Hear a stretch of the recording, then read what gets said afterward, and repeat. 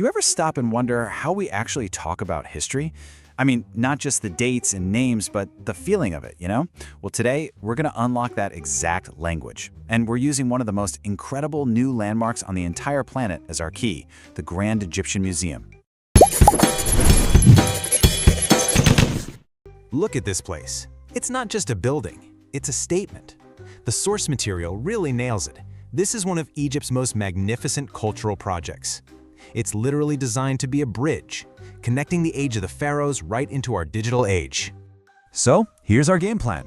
We'll start with a little tour of this amazing museum. Then, we'll get into the words we need, the real building blocks to understand what makes it so special.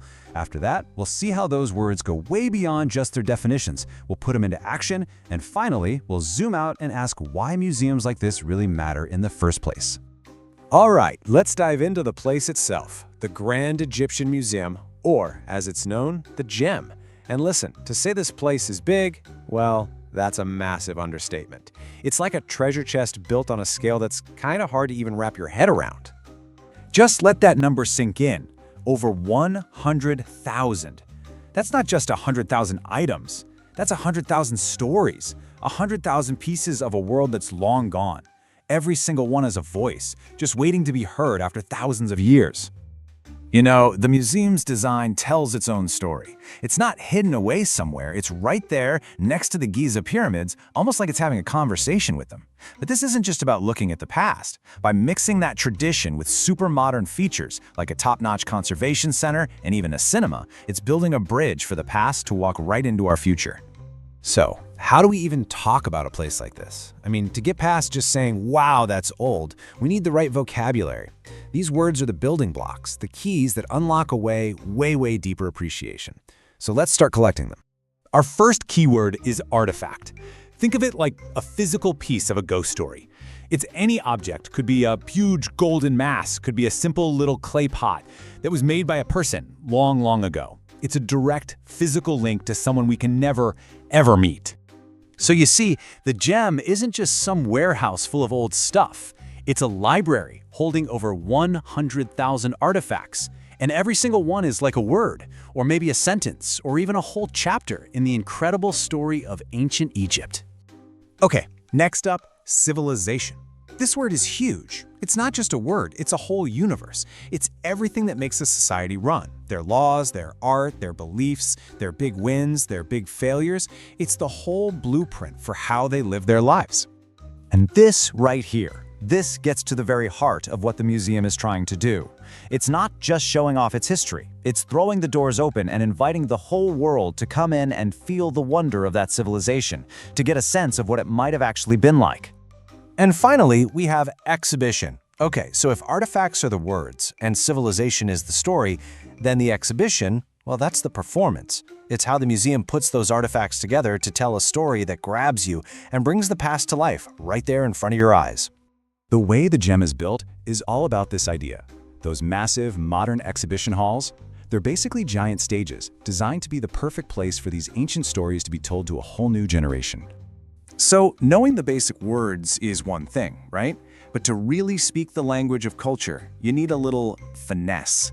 It's about getting the subtle differences in meaning that make what you're saying so much richer and more precise. Let's dig into that.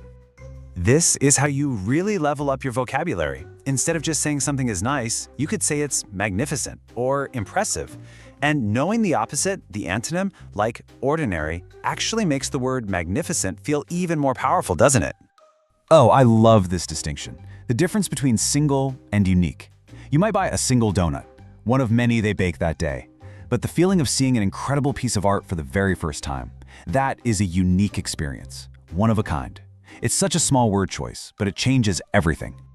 So how do we grow our vocabulary without just, memorizing the entire dictionary? What if there was a secret code hiding inside the words we already know that lets us build brand new ones? Well, there is. It's all about these little things called suffixes.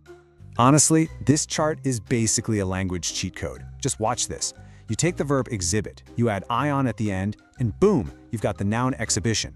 Or take culture, add al, and now it's an adjective, cultural. These tiny little endings are like magic spells that totally transform words.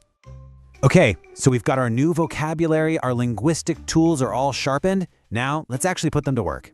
It's time to go from just knowing the words to actually using them to have a real, meaningful conversation about museums. So here's a question for you. Imagine someone asks, so what can young people really learn from a place like this? Just think about it for a second. How would you answer that question, using some of the words we've just been talking about? And to help you frame that answer, here are a few super simple but really powerful phrases. These aren't just sentence starters, they're invitations. They turn a statement into a real conversation, because you're sharing an idea, not just stating a fact. Now take a look at this sample answer. See how it weaves in our keywords, artifacts, civilization? It's not just a correct answer, it's a really strong one. It's clear, it's confident, and it shows you really get it. That is how you put this language into action. So let's zoom all the way out. We've been looking at one absolutely magnificent museum, but this all leads to a much bigger question. Why do we as people feel this need to build these giant, expensive buildings just to house old objects? When it comes right down to it, why do museums even matter? You know, when you boil it all down, it seems like museums do two really fundamental things for us. First, they're like fortresses against forgetting. They protect our shared stories, our artifacts, from just fading away with time. And second, they're kind of like compasses. They give us the context we need to understand who we are now by showing us where we came from. Which brings this whole thing back to you. We've seen how a museum can use 100,000 objects to tell the story of a whole civilization. So I want to leave you with this question. If you had to pick just one object from your life to put in a museum, one single artifact to tell your story, what would it be? And what story would it tell?